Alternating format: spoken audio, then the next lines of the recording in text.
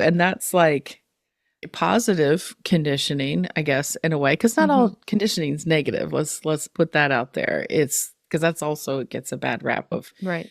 conditioned behavior. But if the intentions are there, it's not so much whether the conditioning is good or bad. It's whether or not it's recognizing if these thoughts, these behaviors, these beliefs are coming from you or coming from outside of yourself, right? Mm-hmm.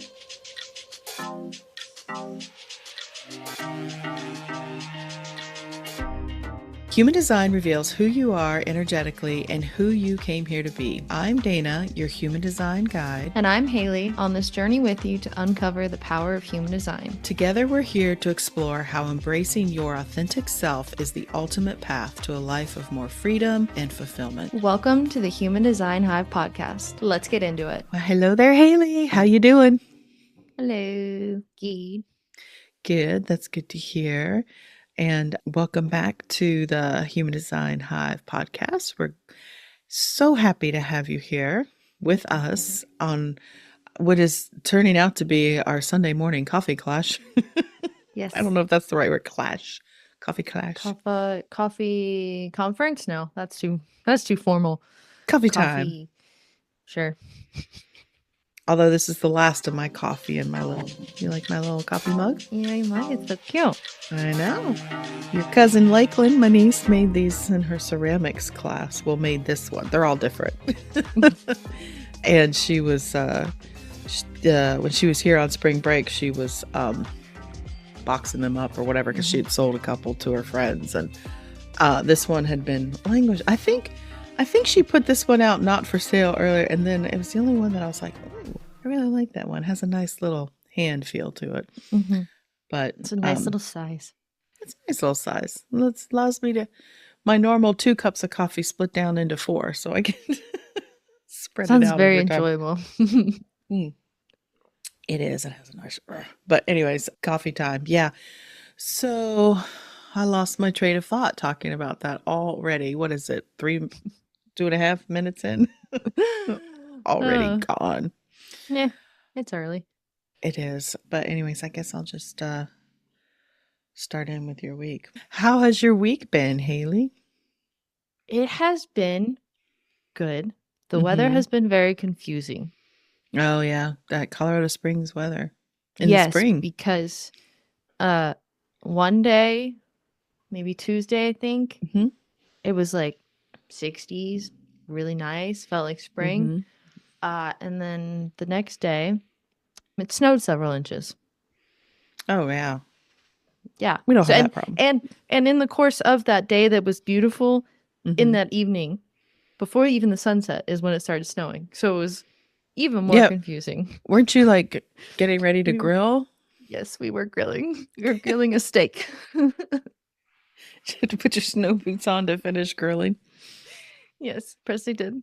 It was a gorgeous steak. It was delicious, but it was snowing.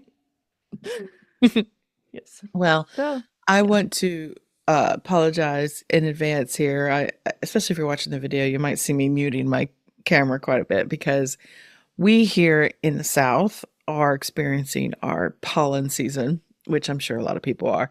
And here in South Carolina, everything turns yellow from all the pine pollen. Like you go down the highway and you look at the pine trees and you can see, but you can see just their big clusters of yellow. But it's actually the other deciduous trees, I guess, that are actually creating the allergens. But it's, because the pine pollen's actually too big to enter the airways and the lungs. It's actually, there's usually, reassuring. Yeah, it's all over your face and your eyes, and your nose. Everywhere else. Everything feels like you can't leave your windows open because it'll come in your house. But it's, I guess I think they say like elm and oak and all these other ones are at the same time pollinating. So we have a visual representation of what's actually happening. But so anyways, it's making me a little dry throated and have to kind of cough a lot. Coffee. I don't want a coffee. Different kind of Sunday morning coffee. But don't want to dwell on that. So, but just I might be muting myself and coughing. But, anyways, so I wanted to kind of get into a conversation today that, on the surface, I think is one of those areas of human design work where people don't really want to focus because it's really looking at, I think, the true value of the system, which is kind of discovering and being able to see where your conditioning is that you've picked up, right? Because we hear about it a lot, deconditioning and what that is. And since we've been kind of in this space of talking about, last couple episodes about comparisonitis and decision fatigue and just how those are things that we're acting out of more of our not self areas. And I know that if you've been looking at human design or talking about human design or trying to work with human design, you hear the not self and the deconditioning terms a lot. But out in the social sphere, social media, all that stuff, everybody's talking about all the fun parts. And I do it too. We do the transits. We talk about the gates. I like to focus on the quote unquote positive too, but there's nothing negative here in the deconditioning and the not self. It's really quite positive in that it's showing you the way to start moving towards your design, right? And so what I kind of hope we could do today is just kind of play around a little bit with kind of understanding that there's the conditioning and really how we can kind of recognize it and release it, because it's a process. It's not a one and done kind of thing. So, I mean, really, do you know what the not self considered is in human design? Do you have any connections there? I'm not sure what you're asking, really. Well, we do say not self, like, oh, you're acting out of your not self. So, like, you as a projector, how do you know you would know that you're kind of acting out of your not self behaviors? Um, um, I don't know how to answer this. I don't. You don't know? No. I mean, How do you I don't know? know. Okay, how about this? Do you know what the emotional themes are? The not self emotional themes, not self themes of what a projector is? Do you know the types? I know that, like, the not self theme of the projector type is bitterness. There you go. That's what I'm talking about. That was Quit not a very overthinking it. clear question. Was it? I thought No, it was because very there's good. no. Oh. How should I have said it? I don't know. Okay, well, if you can't tell me how I should have asked the question, then I'm okay. Well, yeah, so we talk a lot about not self, and there's very specific terms for each of the types. But basically, the not self is what we think we are, right? But it's not actually who we are or how we're designed to work. We may think it's us, we may think that it sounds like us, but we teach and understand that when you're looking at your human design, it's the defined areas in your chart that are the true expression of you, right? Where you're defined, that is actually who you are, because those are the activations in your human design chart. It's what the universe imprinted on you is who you are. However, and let's state that that's also where we are impacting others, right? Is from our design or from our defined areas. And then, which I guess I'll say, I always think I'm repeating the obvious, but I'll just say it again. Defined areas being, when you're looking at your chart, if you're new to this, it's the colored in centers on your chart. Those are your defined areas. The undefined areas, the white areas, then are where we're receiving energy from others, correct? Yep, taking it in and amplifying, and because of the amplification, that's what can feel more prominent and yes, more like what we are with the air quotes. Right, because don't they always say we go around looking for our purpose and understanding what we're here for and all this stuff, and you'll hear it not in human design terms, but you'll just hear it out in the world to be like, when people are trying to find what they should be doing, you'll often hear the advice of like, "What is it you enjoy the most?" or "What do people come to you for?" Right? Mhm.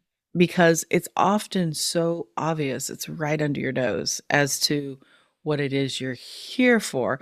But because it's so innate, like it is us, we don't recognize it because of Mhm. that openness where the not self behaviors are, but that openness of our charts where we're receiving that amplification feels so intense because so it registers more, right? Mhm. Those feelings. And Yeah. so that's where we pick up this conditioned behavior because we are undefined there. Things are inconsistent with how we experience those energies. It depends on how, who we're around and what's going on, right? Mhm. Mhm. And we kind of go around collecting and accumulating other people's ideas and expectations. I mean, we've said it many times here that Mhm. it's really how we're designed. It's not like an accident that this happens. I feel like it's part of the program, don't you? Yeah, cuz I mean, we talk about like we don't live in a vacuum. So Mhm. we're not individual people. We're always interacting with the world and other people, and so like we're learning, and everyone's built differently, so we're seeing different expressions of things. Yeah, and we as humans are born unable to care for ourselves. We can't Mhm. talk, we can't communicate verbally, we can't walk, we can't move, we can't even hold our own damn heads up. It's kind of insane when you look at like a human baby versus like some of the babies in like the animal kingdom and other mammals. It's like Mhm. they can function. Especially how we made it to the top of the food chain and our young can't even do Yeah, anything. it is a bit But wild. yeah, but because of that, and they've learned, science has proven and research in this century about how much that the human brain is functioning when we're born and is like a huge sensory receptor. It's just taking in everything. And that's, I mean, I wonder, I'm sure there's evidence of this, that that's part of the reason we can't do all those other things is because the brain is so busy like just gathering information from the field, and like the brain's still developing, I guess, Mhm. when we're born. And Mhm. I used to observe that two types of kids, young babies, as they're learning to walk or talk and all that stuff, Mhm. I would find that because you were very, not very, I don't want to say that, you were to a lot of people kind of a late talker in the sense that you were talking, but like a couple words here and there, whatever. Mhm. But I mean, now looking back, some people would be like, oh, concerned, but I wasn't concerned. But because you now knowing that you have an undefined throat and you're a projector and all this other stuff, you were just kind of in your way. But you were physically agile, like, except for a couple times you fell. That was my fault, not yours. But but you interacted in the world and you got around and you were manipulating. You did a lot of things. You just didn't always talk. You were very quiet. Mhm. And I started noticing this when you were a baby because I remember being in an airport and seeing this child who looked to be half your age. I mean, just a real baby looking to me, and it was talking. And I was like, and then I watched it try to get up and move across the room, and it fell right down practically on its face. And I started watching other kids, and I was just like, huh, I noticed the ones that talk a lot weren't very good at the more physical stuff. Like the brain is picking and choosing, I guess, where its strengths are going to be. That's off Mhm. topic, but yeah, so we're made to depend on our environment Mhm. as young children. And as I was saying, science has shown that in the first 6 or 7 years of a child's life, they're still just being heavily impressioned by the world around them Mhm. because we need so much protection and care when we're young. Mhm. And so then we start picking up the societal expectations, and we start learning from, well, before then, we also had our friends that we pick up from. And so there's like family, and there's friends, and there's the society at large, and then there's teachers, and there's all these people filling our heads with all the shoulds, all the expectations. And, you know,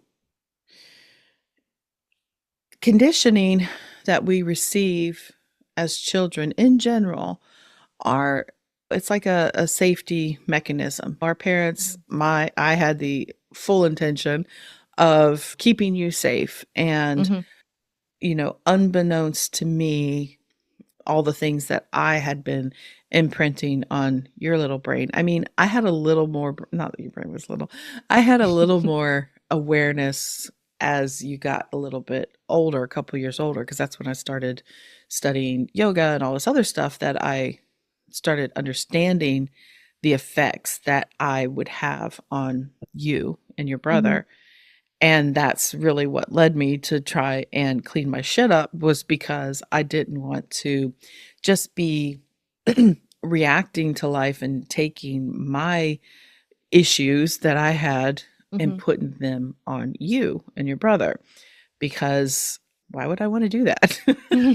That was kind of the thought I had. So, and, but, everybody has the best intentions to take care of their kids. And, but even with the best of intentions, things happen. But let me ask you this. So I had the intention of trying to like let you forge your own path. But then, when you got in school, I mean, did you feel, because you were a good student, I mean, were you doing that on your own, or not like on your own, but did you feel any kind of pressure? I didn't feel pressure from you, or I think even any other external pressure. Like it was all on me. And it wasn't even like it, even internally, like it was a like pressure per se, but it was like what I was, it was just kind of felt like that's who I am. And like I put that on myself to be like, I took pride in being a good student, I guess. Like getting good grades and stuff. And that's good. I mean, as long as you're not feeling like your value or your worthiness depended on your grades. Did you ever feel that? No, I don't think so. It was this feels very projectory. I was I was doing it for like the recognition and like bragginess of being like a top student. So, kind of in a way, it was bolstering your sense of self-worth and Yeah. value, which you do have an undefined will center, as most of us do. And it's not saying that that's what it is. I mean, I would say that having a daughter as my first child, and being a daughter of a woman who was rather independent and out in the world, wasn't, my mom wasn't typical homemaker. She was a mom and she was a wife, but she, as long as I could remember, worked outside the home. But she always instilled a sense of independence and a sense that this empowered woman kind of thing. And so I was very conscious, and also your Aunt Karen helped put this on me, that no matter how beautiful you were, or you're like, your daughter's so beautiful, and you want to know, like, oh, you're so beautiful, but always trying to be like, and smart too, and like try to bolster that side of you too. And that's like positive conditioning, I guess, in a way, because not all conditioning is negative. Let's put that out there. It's because that's also, it gets a bad rap of Right. conditioned behavior. But if the intentions are there, it's not so much whether the conditioning is good or bad, it's whether or not it's recognizing if these thoughts, these behaviors, these beliefs are coming from you or coming from outside of yourself, right? And so, because like even like what we're talking about here, you felt this internal drive to be a successful student and be seen as someone that is like really smart and a good student and does well. You could say that was internal, maybe it is, but maybe if you did some deeper digging, you might uncover that, oh, maybe I'm not saying you are, but, questioning where that is, because if you just are always on this quest to be the best, okay, but is it coming from a good place that is like, be the best at anything or be the best at the things you're good at, right? Mhm. And Mhm. that's kind of the finessing part about conditioning and looking at where it's coming from, what it means for you, and if it's true or not, right? And so what's interesting is that a lot of people, at least my generation, I think it's coming earlier in your generation, of looking at these parts of yourself and trying to Mhm. understand what your motivations are. Because I know that, for one, there's a lot of people in the human design space that are way younger than I am that started looking at this. And I think it has to do with, well, just the nature of the world right now with social media and Mhm. online culture, people trying to get out there and make something for themselves or create Mhm. something, right? That's kind of part of the entrepreneurial journey, is you are going to get into the like personal development stuff, but Mhm. conditioning is usually before you start examining your life, it it feels easier to act out of these behaviors than what's authentically yours, because Mhm. one, like you said, it feels so much like us, we don't know, right?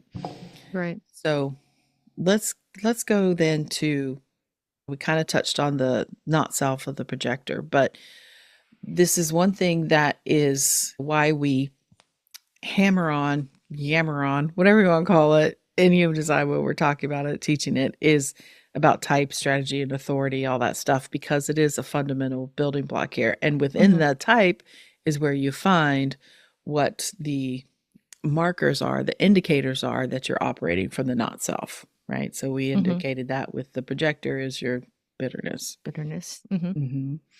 And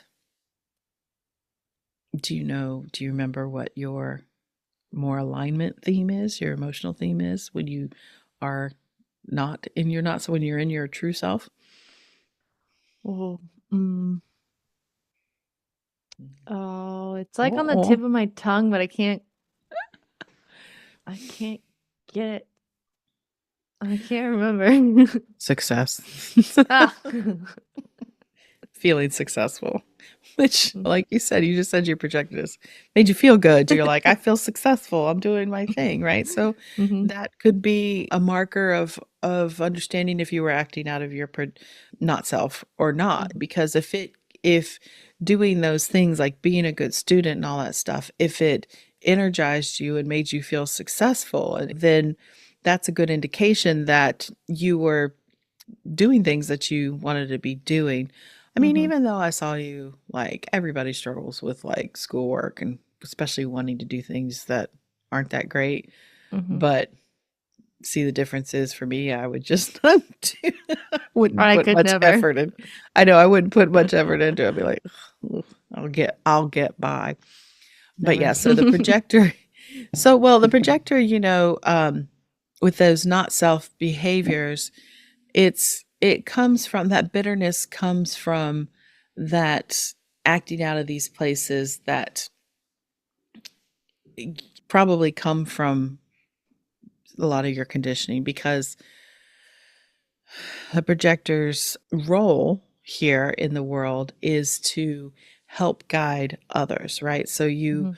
are someone who, they talk about the invitation, which we people, projectors in particular, get caught up in when learning about design, the feeling that they just have to like sit quietly in their space and don't attract too much attention. If we're Mhm. trying to attract attention, then we're in our not self, we're not doing it right. Well, yes and no, because those those invitations and that recognition are very important, because your energy is very specific and it's very Mhm. focused, and it can be intense. It's meant to help guide people, right? And Mhm. so, in order for someone to take that guidance on, first they have to know they need guidance, right? Mhm. And then, secondly, they have to know where to look for that guidance. And so, that when you know you need guidance or when you think you need help, it comes from a very vulnerable place because quite often we're taught to believe we should just have to do everything ourselves and know how to do it, right? If you need help, you're weak. That's right. And so that projector invitation is about not trying to just help everybody and put all your information out there, right? It's Mhm. because if you're doing that with people that aren't ready to work with you in that way, that's where that friction comes between projectors and other types of like, mind your own goddamn business. Nobody wants your Sorry. unsolicited advice. Sorry. Came out of nowhere. And that leaves the projector feeling bitter because they're just like, it doesn't feel good. It doesn't feel right. It's like, or if they've been trying to keep up with the sacral energy around them and not taking time to disconnect from that sacral Mhm. energy, they're operating out of their conditioned behaviors because they didn't know any better, potentially. And it's felt more natural for them to just go, go, go Mhm. because they want to. And they think that's the way to go because it's the way everybody else does it, Mhm. but it's not. So, like, what do I say to you? Like, I can always tell when you get run down, can't I? Uh-huh. Uh-huh. Uh-huh.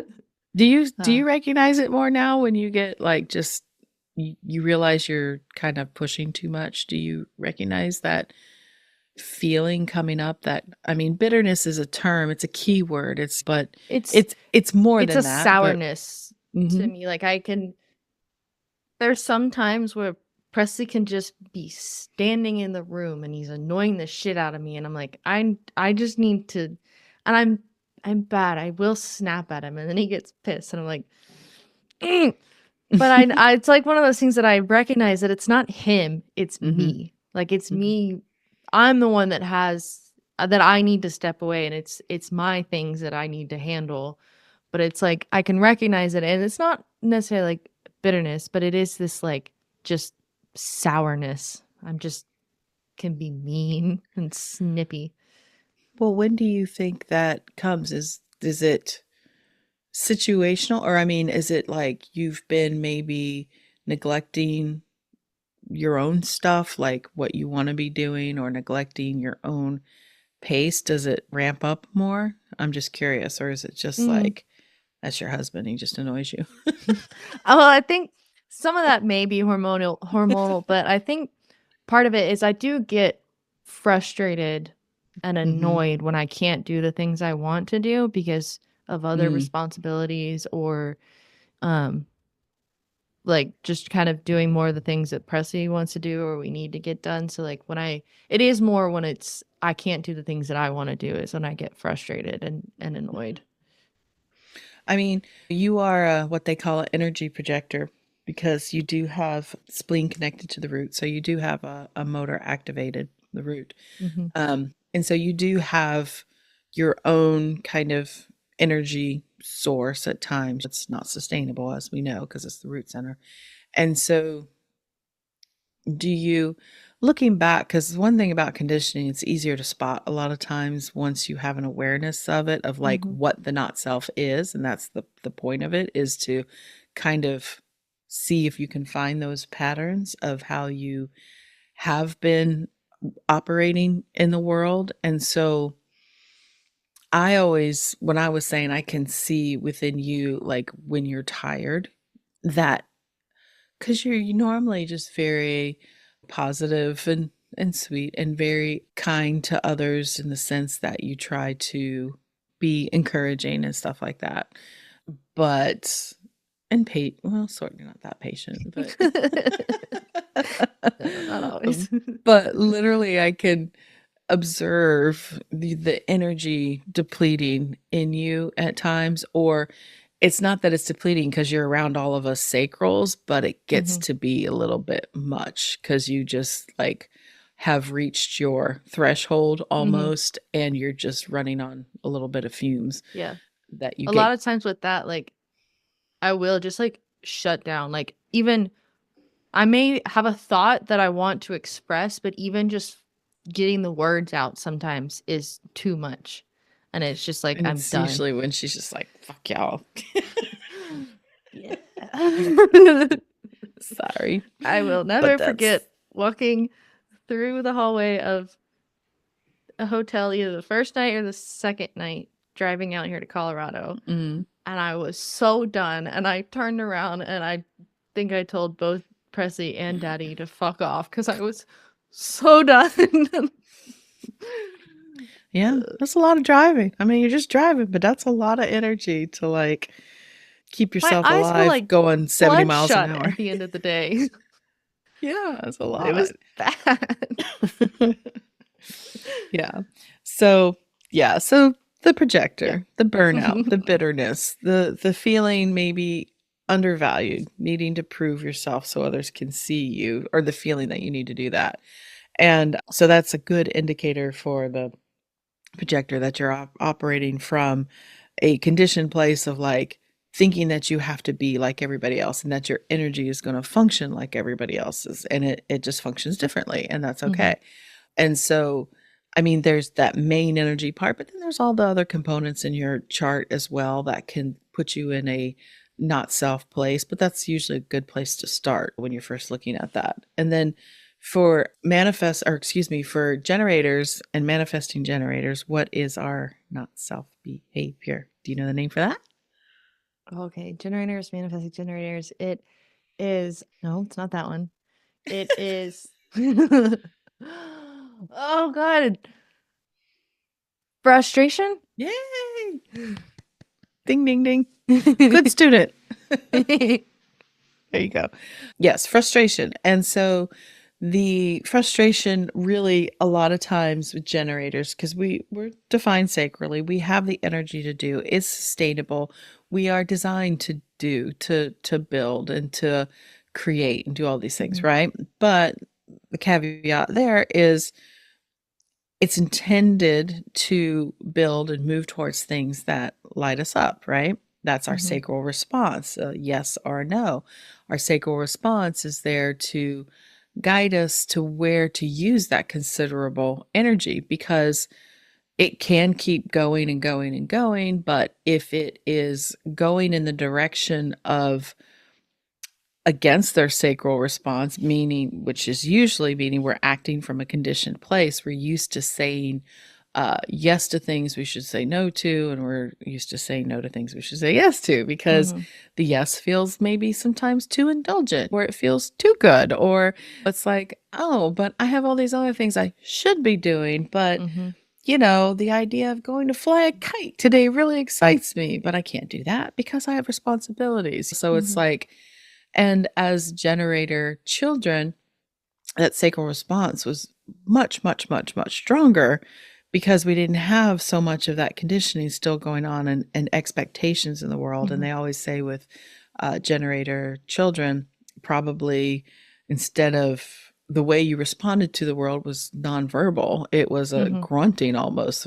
That's how they teach it, is because before you had language as a sacral type, you had that response, because that's how we teach you to get back in touch with it too, is to stop using words and just really, I mean, to get to when you really have to learn how to tap into it again, is encouraging people to just use the or like don't even say yes or no, just trying to get back in touch with that. But we tell kids to use their words. Don't make those grunting noises. Nobody wants to hear that. You're embarrassing your family if you just go around grunting. It's not socially acceptable. Ugh. And so we detach from that. But then also, like, what in this culture, and I think it's our culture, I think this American culture, which is heavily steeped in Christian values, right, is the willful child, right? The child that's supposed to be seen and not heard. These are very much very repressive, very oppressive thought forms that permeate our culture. And don't let the child guide you. You guide the child. Don't tell the child when it gets to sleep or eat. You tell it when to sleep or eat. Like it's a matter of pride and control of thinking that you are raising a child properly by making them little adult versions of yourself. And I'm guilty of it to a degree. I definitely was, because you do try to get your kids on a sleep schedule or whatever, mainly to make it easier for yourself. But yeah, I did do the things of putting you to bed and sometimes crying. Like if you cried for a very long time, I would not do that. But every kid is going to be like, they might babble a little bit, then they fall asleep. Maybe they're crying, they're unhappy. But I think I was listening to Marianne Williamson the other day talking an old lecture, talking about how a child, if she ever sees a child and the child is crying, she's going to hold the child or pick it up. Like this is the only way a child can communicate its unhappiness or whatever, is by that it needs something, is by crying. And for parents to be like, oh, you wouldn't say, shut up, you stupid little baby. You don't know what you're talking about. But anyways, Yeah. I'm getting off topic, I think. So we detach from the sacral response because we find that the people around us have told us a certain way to be. And if you were following your sacral response or following things that you wanted to do, sometimes it would get you in trouble because it may have felt good, but a parent may be like, no, you can't have that, or you can't go do that kind of thing. Like it's not safe. They're trying to keep us safe. But at the same time, it is detaching us from that sacral response. And so when we're not following it, we get ourselves into situations sometimes that don't feel good because it's not where we should be. We're not following that response. We get frustrated. And we also, since generators are generator types, I'm including manifesting generators here, designed to respond to life. Like our aura, they says, is open and enveloping, meaning it is an attractor field. It is meant to bring things to us to respond to. And so that feels so like nebulous is the word that comes to mind. I don't know if it's the right word, but it feels so makes you feel like you're at the whims of the universe, but also like from my experience, you get this fear that nothing is going to come your way unless you're out there doing something, right? That there's nothing going to be that you can respond to. And so you try to initiate things. You try to make things happen because we're told to make things happen. And we have a lot of energy and we could do that potentially. We could make things happen and they could happen. But are they the things we want to happen? We may have the intentions of something but if you feel like you're pushing a boulder up a hill, even though you're still getting up the hill, it's like it may not be the best use of your energy because it's something that you thought about and you did not wait for any kind of confirmation that this is a good direction to go in. Like I said, it has to be something external, right? It doesn't have to be someone walking up to you and saying, hey, you want to do this?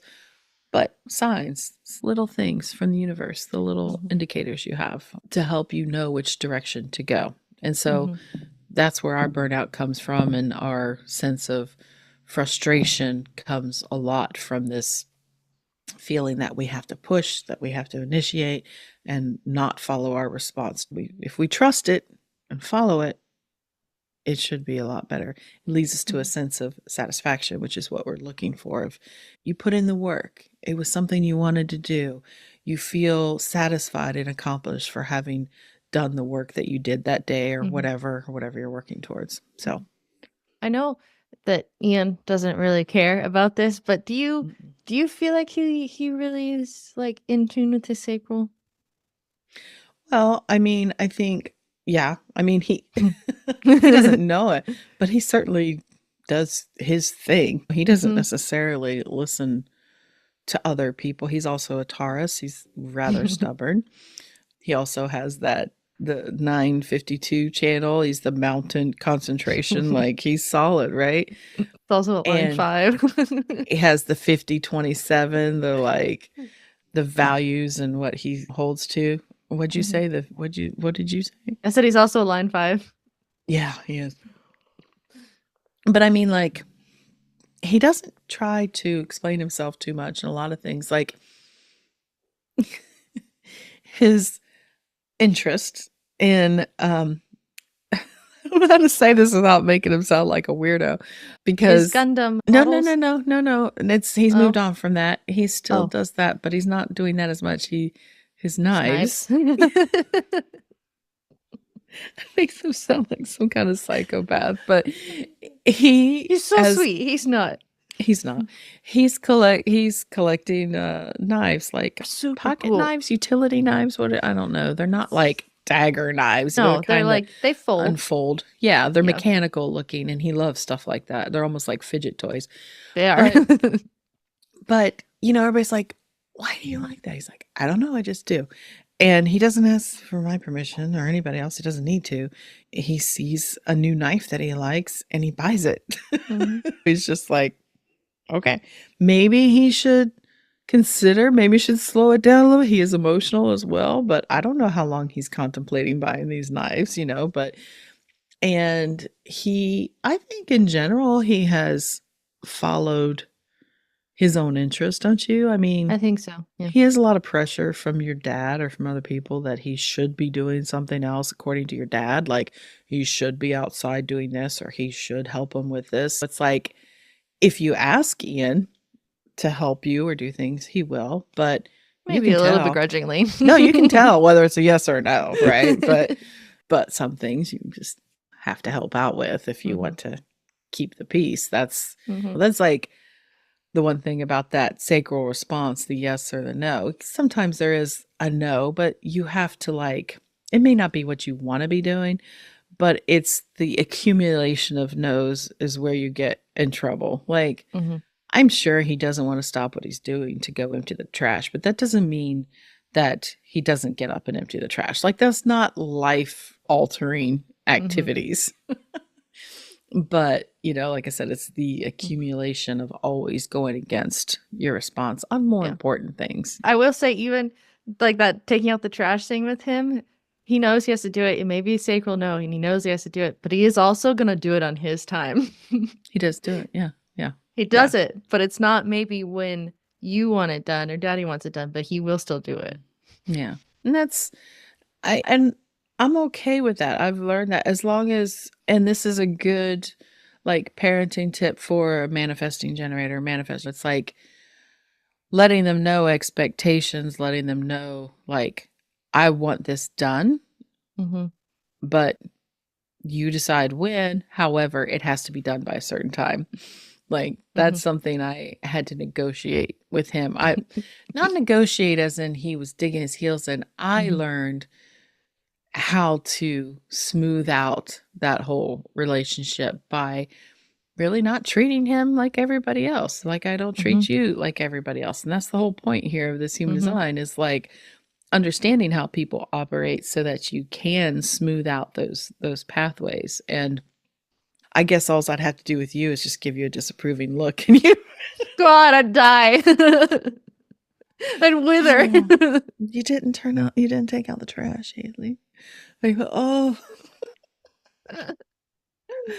That's the opposite of what we're trying to do here. That is conditioning. Yes.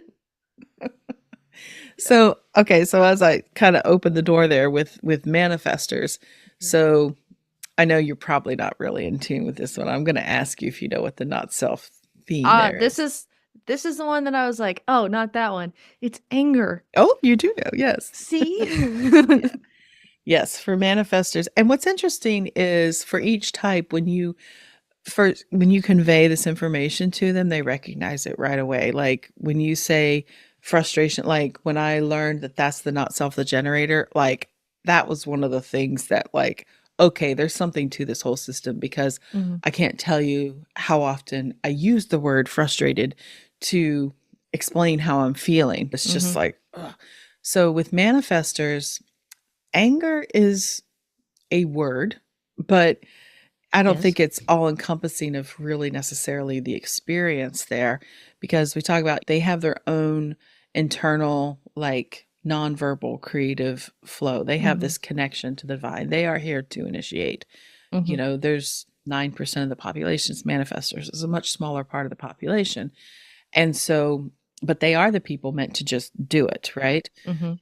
But they don't know necessarily when that's going to happen. And so that's why their strategy is to inform, is to help clear the way for them, so that when they do have these impulses to act and to get into action, kind of the field is kind of cleared. Like I say, it's like the Mm-hmm. bow of the ship, which just kind of moves everything out of the way for them so they can be on their way. And Mm-hmm. so, but the manifestor's energy is impactful because it's meant to impact people. It's meant to Mm-hmm. get them into action. But as far as children and growing up, especially females, manifestors, it is not, I think, well What? accepted behavior in Yeah. children Mm-hmm. of just going your own way, doing your own thing. And it's like, and not telling anybody about it. Mm-hmm. Because manifestors learn to hide, they learn to be more secretive about what they're doing, because as children they may have been punished or made to feel that they are wrong because they were acting on their impulses. And as a parent who's trying to keep their child safe, if your kid keeps wandering off to do their thing, it's scary to, whoa, where'd they go? What are they doing? This Mm-hmm. doesn't feel safe. And that's totally understandable. But, the parent isn't not intending to shut down this child's nature and make them unhappy. But then also you can see in school, same kind of thing. A manifestor has ideas. They have things they want to do, and things come to them at different times. They don't always know when it's going to happen. And so it's like, school system is not designed for that either. I mean, Stifling. let's just say in general, the school system is not meant for individuality. It's No. meant for conformity and creating homogenous There's a reason we have something called standardized testing. standard. Oof. But so it could be what my teacher, Karen Curry Parker, would say, that there's this immense energy within a manifestor for when this, like, impulse is going to hit, and it's like lightning. It's like a lightning strike. And when it gets interrupted, that creative flow, that impulse to do something, that energy, like, if you've watched how lightning has to go somewhere, the energy has Mm-hmm. to go somewhere. That's the same kind of impact. And it can come out as anger or be experienced as anger, because that's the main word we have to describe it. But Mm-hmm. it's really just this intense energy that it has to go somewhere, Mm-hmm. right? I know, like, a lot of times, like, obviously the generators and manifestors is different words, but like I feel like a lot of times the frustration also fits with the not self of the manifester, because that's what it, like, they're frustrated that they got interrupted and it comes out as anger, but it is Mhm. this like frustration. That's how I Yeah. see it at least. Yeah, and I think, yeah, I could see that. Well, I mean, a lot of these not self behaviors kind of overlap, but Mm-hmm. the I think I think anger is a good or a accurate description, because a lot of times when you're angry, it does come from something else. It's like Mm-hmm. anger is the expression of it, right? It's like you don't always know why you're angry, right? But you're just, Mm-hmm. there's this anger feeling. And I agree with you. It comes from this irritation, let's Mm-hmm. say, Yeah. of being interrupted. And that's why they tend to would have these more hiding behaviors, because and they're resistant to following their strategy of informing, because it feels like permission, because they don't want to ask for permission, because quite often when they were children, they got shut down. No, you can't do that. Mm-hmm. That's no. That's not safe. That's not reasonable. We don't have time for that right now. You have other things you should be doing, that kind of thing. And so they would learn to just kind of like, well, I'm just not going to ask him. I'm just going to go over here. And that's the big thing, is like, informing is not asking for permission. It's just standing, being able to stand in your own power and be like, this is what I'm thinking of doing. I'm going to do it. And it doesn't feel natural to say it that way. But when they do, or when they just let people know what they're thinking or wanting to create or blah, blah, blah, then people either are like, oh, okay. They'll either get out of your way, or if they say, can I help you? And you say no. Okay, great. Especially if they're generators, say no to them. They'll be like, fine. But yeah, so they're naturally independent people. They are kind of closed off because that's their process. There, you kind of have to be in your own space in order to impact and initiate others, because you've got to be that spark. And if you're like taking in all the information from everybody around you, it kind of dulls that spark, right? So they are acting in more conditioned ways if they are feeling that anger, because it's coming from a place where they're either dimming themselves, they're not understanding and respecting their own need for word privacy, but it's not the word, but alone time, I guess, to kind of be in their process. And then for reflectors, there's very small part of the population, but do you remember we don't talk about it a lot because there's not as many out there. So the not self for the reflector, the not self behavior is disappointment. And they can have this feeling of pressure to be more consistent when their energy is meant to naturally change and ebb and flow. Because what makes a reflector unique, Haley? They have no defined centers.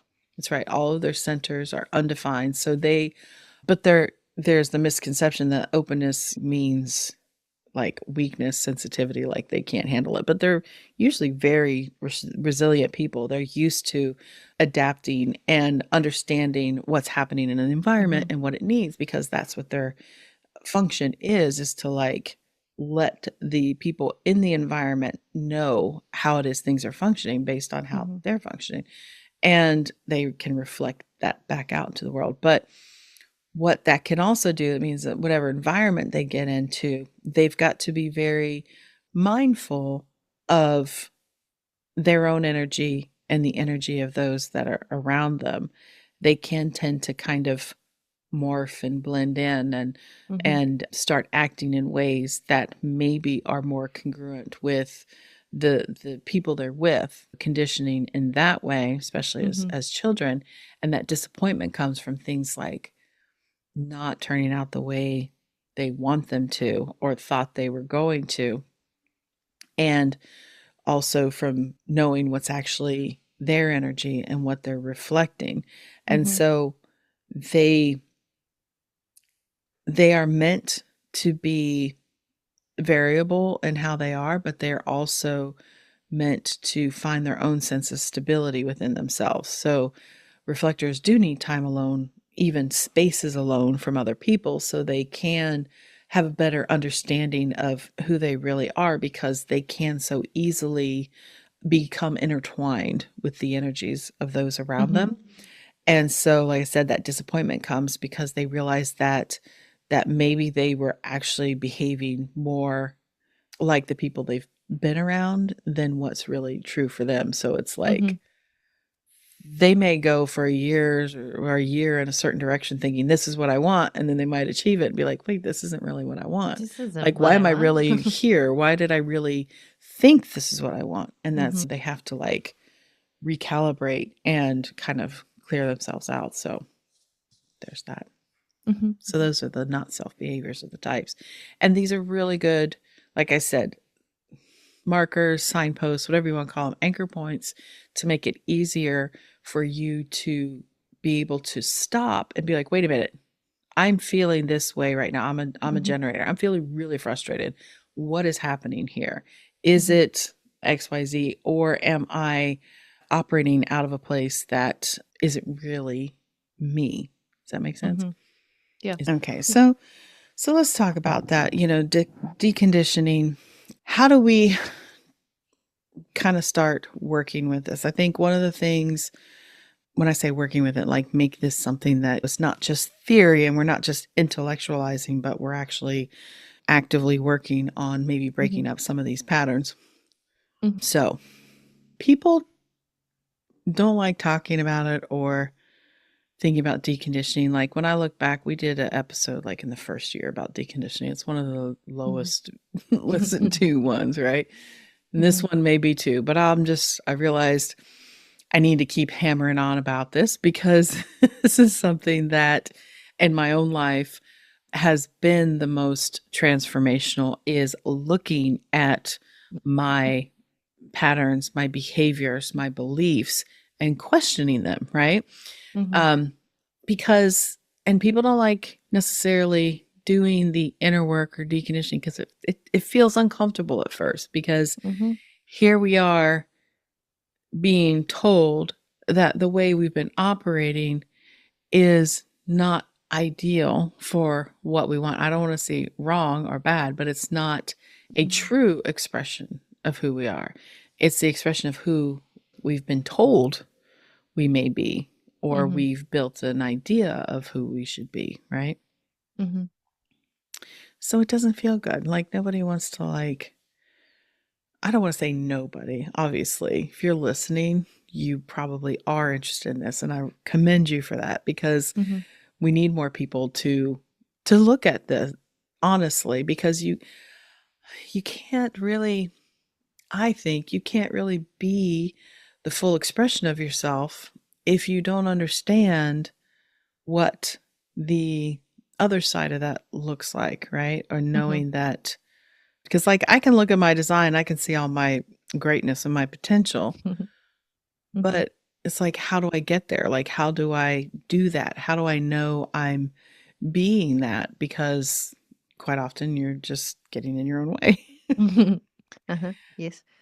So the first thing I would say is that it's really just best to be kind of curious. I mean, looking at your chart, and I also think this is the greatest gift of human design, because it can be such a hack almost, that you don't have to do some deep diving. Like I always say, when I started all this back in 2004, of looking at my thoughts and beliefs and questioning that and how the mind works and how we pick up all these, in yoga philosophy they call it samskaras, which are these, basically these grooves, these pathways, which is essentially the subconscious mind and what it has latched onto and what becomes easiest. Maybe it's that activated reticular system, the things that like we don't have to think about, right? This is just, that's what our conditioning is we're just acting out of these subconscious behaviors, right?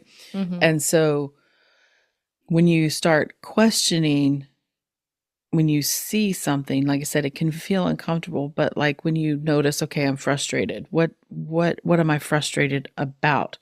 And then I might be like, well, for me, say it was when I was working somewhere I didn't want to be working. Okay. Well, yeah, there's that job, but why am I doing the job? Well, I have XYZ problem, or I need the money, or I just didn't know how to get myself out of it, or how to say no, or to look at my potentially open will center, that am I trying to prove that I'm a good person, that I am loyal, that I have a lot of value, am I honoring my own self-worth, those kind of things. So I could look at the areas where I might be most likely to pick up conditioning, which is in the open centers. That's most likely. We can pick it up everywhere.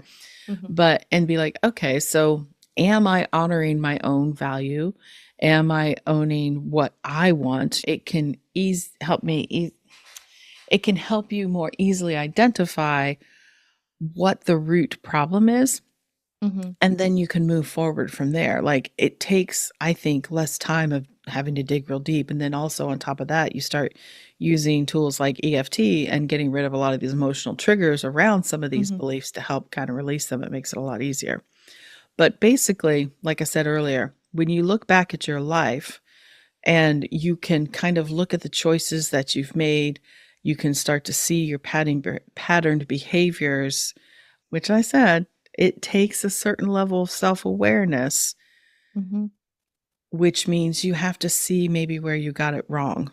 And we don't Mm-hmm. like to do that. We don't like to see ourselves as like having gotten wrong or made wrong choices. We like to just gloss over that and move forward, Mm-hmm. right? Mm-hmm. And something that says in the Course in Miracles, it says that you should look upon the crucifixion but not dwell on it. And what that means is that you don't ignore and deny that things happen, right? It's like you have to look at the problem, you have to recognize it happened, but you don't stay there and the oh woe is me and I'm a Mm-hmm. terrible person and all this other bullshit. You have to look on it, you have to recognize it, and then move forward. How can I make this better? How can I heal this? Mm-hmm. I'm sorry, you're having to do so much. I'm doing so much talking today. Oh, it's good. So, when you're looking at your past, your conditioning patterns, you could also look at deconditioning, like cleaning out your closet. It's like they recommend that you go Love a through. good closet Oh, cleanup. you do? Then you ought to love the Yes. deconditioning process. I avoid it a lot. See my closet, it's like, let's I just, have. here's the I have. full closet, and here's the 5 things I wear. But, when you think about when you go to clean out your closet, Mm-hmm. how would you do it? What do you usually do? I start in one section Mm-hmm. and I look at the pieces and I'm like, oh, I haven't worn that. I don't have any, I don't wear that. Or be Mm-hmm. like, oh, but last time I wore that, like, it didn't feel how I wanted it to feel. Mm-hmm. Yeah. Yeah. I And mean, the then, first thing is you look at your stuff and you're like, uh, does this fit me? Okay. So why haven't you worn it? Does it fit me? mm-hmm. Does it feel good? Is it something I really want to keep Mm-hmm. in my closet? It's there. Well, okay. Well, it's been there a long time. Maybe kind of attached to it. Like, oh, it's the shirt I wore uh, when something happened, right?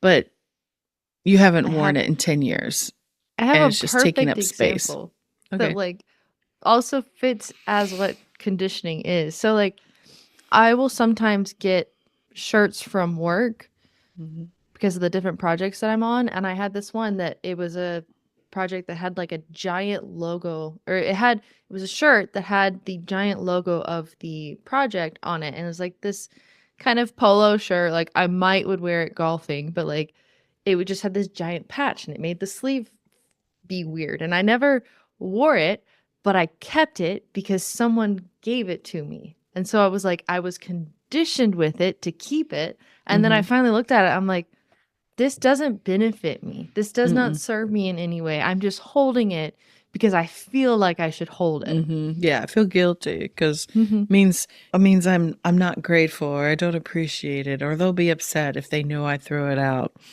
Mm-hmm. None of that's true. I a lot of people struggle with that same kind of thing like when your parents pass away or whatever.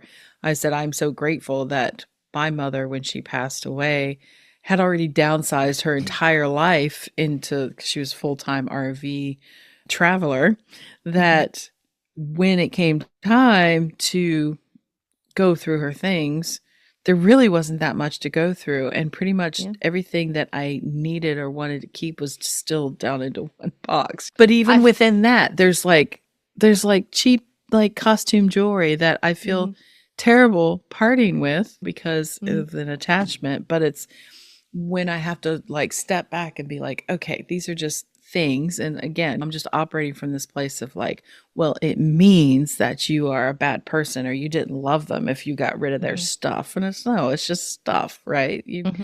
can move past that. Were you going to say And you something keep else? yeah, but I will say you keep the things that are important in that instance, and it's like you may Mm-hmm. not keep all of it, but you keep what's important. Mm-hmm. But what I was gonna say was probably the biggest collection that Grandma had was her movies and her CDs. Yeah, I gladly gave those away. I don't have a DVD player. I think my sister has them. Yeah. Yeah. Yeah. So just looking at those things, does this fit me anymore? Is this something I truly believe? And Mhm. that's That's the biggest question you can ask yourself. Is this my belief or is this someone else's? Mhm. Where did this come from? And like I said, if they're more painful ones that are harder to let go of, it can you can benefit a lot from different practices, Mhm. EFT being mine of choice, but also just meditation, contemplation, journaling, just kind of, and then just making the choice to do it differently. Mhm. It's like there's no magic button, I don't think, that is like, okay, now you're going to forget all that and it just because you saw it, it's gone. It doesn't work Mhm. like that. It's No. it's still there and it's going to be there. It's you making the choice that you want to do things differently Mhm. is where the change happens. And Mhm. so if you're looking at it, so when you start having this awareness of I need to be more mindful in my life of seeing how I'm behaving and why I'm behaving. Mhm. And so it's I think that's also where the gene keys work comes in because it has the same it's the gene keys are the gates in the human design system. It's the same kind of archetypes, but he goes real deep into what the shadow patterns are and what the gift is. And they're great guideposts for where am I now? Where do I want to be? Kind of thing. And you can kind of Mhm. work that way to it. Just the awareness and the contemplation of it. Mhm. And what? I thought you were going to say something.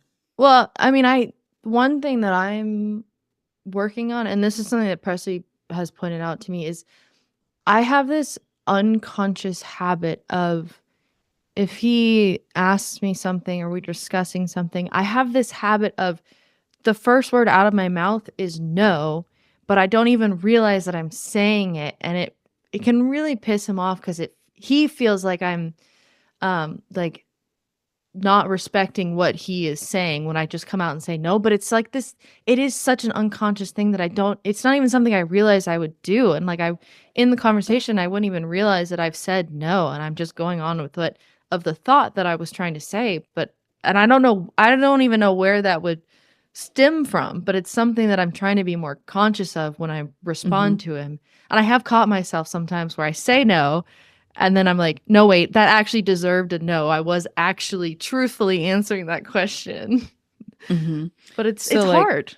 so like when he's just sharing ideas or, Yes. Yeah. And I'll mm, like, no is my first response. And then I go into kind of what reasoning I have, but it's just like this straight out no makes him feel like I'm not respecting what he's saying. hmm, that is interesting. And I don't know where that would come from. Well, I was shaking my head as you were talking because I recognize that in you as well. But not like in everything. Like you don't do it here, but I have Mhm. seen it. I think it's I don't know. I don't I mean there's things we can look at and we can examine and I don't know if that is a uh, pattern coming out of your openness or anything. That may be in my first thing as coming to is your defined head and ajna, that you have your own ideas about things. And when you first hear another opinion expressed potentially, your first response is no, because you don't see it the same way. And Mhm. because you both have defined head and ajnas, you both are going to come at it from potentially different places, right? When you Mhm. first start. And so, as far as the projector energy of, or the just you energy of, because you are designed, I believe, to have the ideas and the thoughts, the opinions, and the correct way of doing things. I don't want to say correct. That's not what I want to say.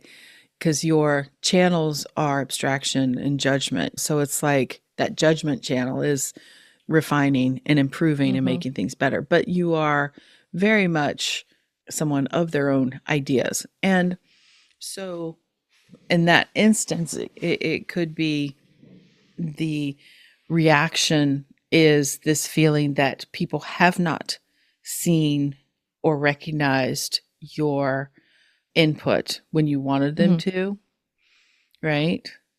When you know certain things. Mhm. And because of the conditioning over time of not being heard or recognized or valued, that maybe in this instant with your husband, who you're more comfortable with and expressing those ideas or opinions or whatever, your default behavior can be no. It's just like, hear me, listen to me. I see it differently. Could be. I don't know. Yeah. Because you don't necessarily do that in other settings all the time. I don't think. No one's called me out about it. Well, that's true. We're talking about you behind your back. No, I'm just kidding. But that's just something to look at and examine that you already were. Like, why do I have this first instinct to be contradictory to what he's saying or to just not listen to what he's saying, right? And then I dig in. You do. Even if I know he's right, it annoys me and I dig in. Yeah. Yeah, and that could just be the confidence of men. I tell you, sometimes it's just like, because you get the same thing with your brother and your dad too. You get very much like, no, you're not listening to me, or you may know a different way or whatever, so you just like shut down. But I get it. But you know, like I said, now you're right at the perfect age to start questioning all that stuff and looking into this stuff. Is why do I do that? Because what you just said there is important, because it didn't feel good. It doesn't feel good, does it? When you like before, you may not have been aware of it, but your body was still probably telling you the same thing in those confrontation moments with him, right? Yeah, You it guys never feels good. You just didn't have the language for it yet, and now there's an awareness of it, and it doesn't feel good, and it's not your intention to be that way. And so what's important is that it's not that you just stop that altogether. Awareness is that first part of being like, okay, now I know I'm doing it. I may not be able to help stop myself from doing it yet, but at least I know it, and I can make the effort a little bit more each time. And that's the most important thing, is recognizing it, feeling it, knowing this is something that's out of alignment with you because it's creating these sensations in your body. And so what is it? Do I want it? How do I like transform that? I mean, that's basically the whole process of deconditioning, is like having the understanding, feeling the resistance to it, or maybe the emotions that are attached to it, and then just taking these small experiments each moment to make these little shifts in your behavior towards a path of like who you really are and how you want to be, and not just like reactionary all the time. Does that make sense? Yeah. Yeah. So basically, we'll try to wrap this up. I think we've kind of made the point. I hope so. But really inviting you, me, listening, whoever's listening, to keep track of this week or maybe this month, the not self behaviors of your type. Pay attention to when you're feeling frustrated or maybe a little bitter or angry, disappointed. What's going on? Like Haley just shared, what am I doing? Like, what caused this? And is it because we may want to put it off on Presley or the other person, but it's not the other person. I mean, it's just us. Like you said earlier, we're all here. We're all connected. We're all meant to be in this place together to kind of work these things out and to learn to identify what really is us, so that we can be that true expression of the energy that's meant to be here, because that is going to help everyone. The more that you are yourself, the more benefit you are to everyone else. Whereas we've always thought that the more we're like everybody else, the more benefit we are, but it's not.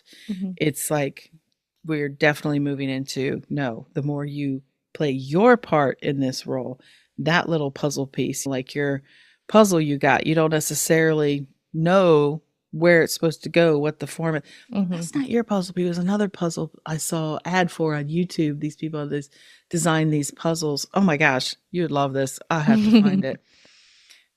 The picture on the box doesn't match the puzzle you put together, but it comes like with a book, like a story, that the picture on the cover is like the beginning of the story, but the puzzle you're actually putting together is kind of like the end of the story. So there's like all these Ooh. clues along the way. And so talk about having to use your brain in a different way, Yeah. right? It's like you don't have a visual representation of what you're supposed to be making. You have to like build it yourself. And anyways, I thought that was really interesting. But yeah, so you are one of those puzzle pieces. We don't know what the end result is yet. We have this beginning idea of what we think our part is, but it's not. You have to have the story to know, and you have to like go through the journey to figure out what your piece actually is. So. Yeah. And like by working on yourself and making your own light brighter, you help to shine on other people and help them to create their light and make them brighter. And then it just kind of cascades and everything's warm and fuzzy. Yeah.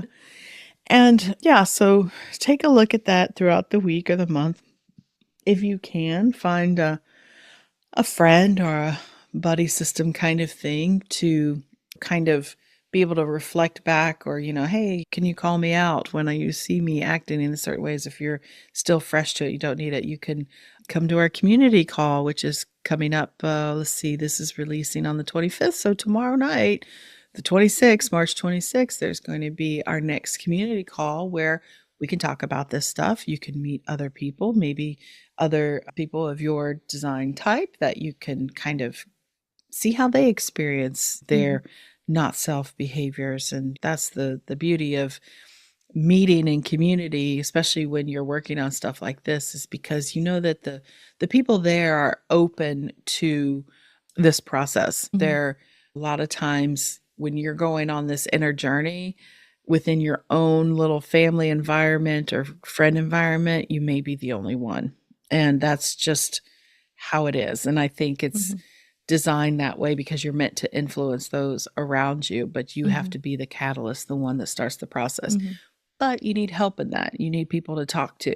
And we're here for that. So that's come to that community call. Information will be in the show notes where you can sign up for the newsletter, and I'll give you all those details. But anyway, so just doing that, maybe journaling about how things worked out for you when you approached it from a new perspective of recognizing that you may have been acting out of your conditioned behaviors, and how what happened when I did something differently.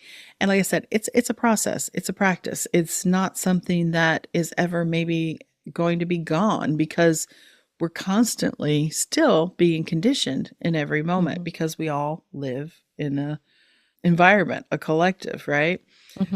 And so there's ways where you could be doing better. It's like I have with conditioning, I feel, or working through the deconditioning process and using human design and all these other things to see, I feel less judgmental of myself when I recognize the behaviors.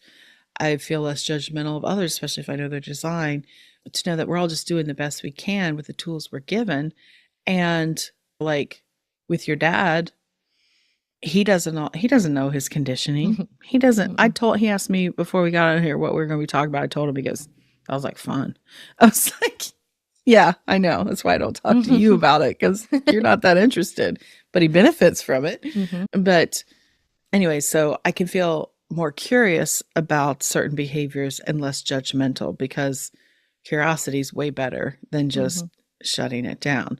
And like I said, there's areas where we're always going to, our default is to kind of be in that default conditioned state, like with the open will center, trying to prove all that stuff. I can now see when I'm doing that, if I am doing that, if that's a motivating factor or not. It's like, it kind of gives you that little flashlight to look around. So just get curious, look at yourself, and throughout the week, how you've been perhaps handling certain situations, certain reactions, and maybe you want to talk about it. Come to our call, talk to us about it. Send me a message. We'd love to leave a comment over on Substack, how this is landing for you. Have you been through this journey for some time, or is this new to you? Just like, we'd love to hear it. So leave a comment in the comment section. So I think we'll wrap that up for now, unless you have any other questions about that, Haley. No? All right. No. Well, it's time to move on then to our favorite time of the episode, Haley. It's time for the Incarnation cross of the week. That's right. The Incarnation cross of the week. What do we do in this segment, Haley? Well, we. I'm taking a break. I'm going to have a drink. I mean, we just like to end on a nice, good note because these always feel so good. They're always just a good thing. They're the energy that you're gonna walk into the room with, whether you're really cognizant of it or not. It's just kind of who you are in the highest level, I guess. Yeah, when you're operating more out of who you are, not your conditioning, right? Oh. Well, that's what they say. If you can just follow your strategy and authority, this is kind of your life path. This is what you're here to kind of help people with, impact them, influence them, however you want to say it. This is the theme of your life because it's the sun and earth energies on both sides of the chart. So it's 4 gates, sun and earth gates on both sides, because that's where like 70% of your energetic expression comes from, is from these gates. And so there's a theme, there's 192 of them. Everybody has one. So we just try to highlight one just for fun. And you said in the note, in the episode on a high note. I mean, not that we try to end on a low note, but it gives us guarantees we end on a high note. It gives us a sense of closure. Yes. So we know when to wrap up the episode.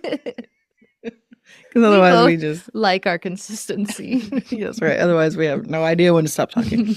Okay, that's me. All right. So this week we're looking at the left angle cross of upheaval. Ooh. Okay. And so this on the design side, the right side of your chart, the black numbers, the sun is in gate 17, opinions, and the earth is in gate 18, correction. On the left side, the red numbers, the personality or the design side of your chart, the sun is in gate 38, the fighter, and the earth is in gate 39, the provocateur. I love that name, provocateur.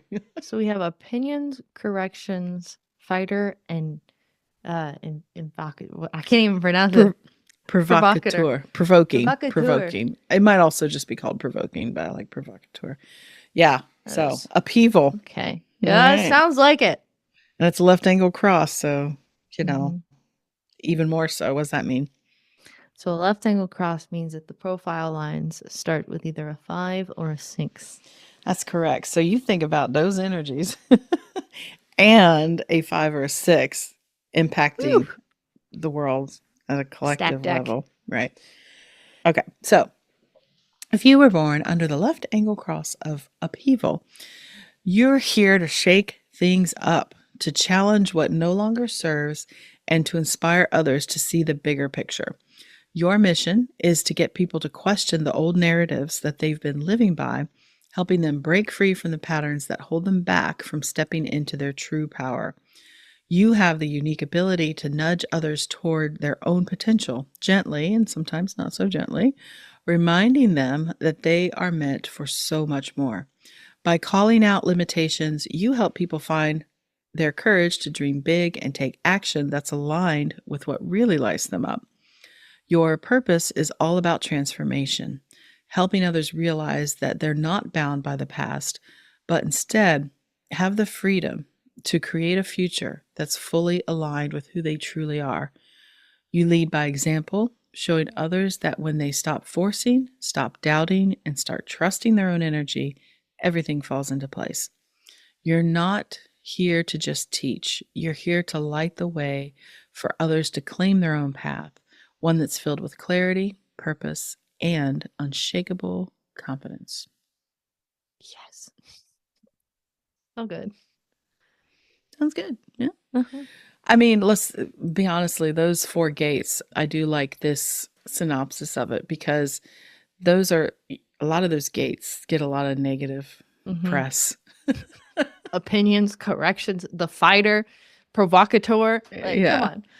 Yeah, but it's all there for a purpose. And that's why we do these little cross synopses to show you that if you've been believing that some of this energy in your chart is maybe in this one in particular has a lot of what would be perceived as negative behaviors or whatever, but it has a really important purpose, just to help kind of shake things up, wake people up. So upheaval.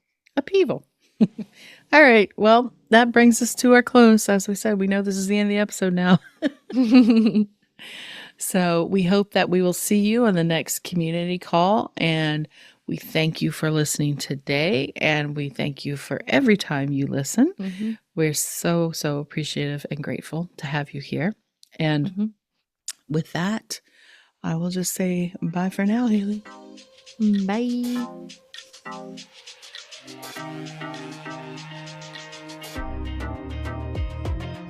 You made it all the way to the end of today's episode, so you must have liked what you heard.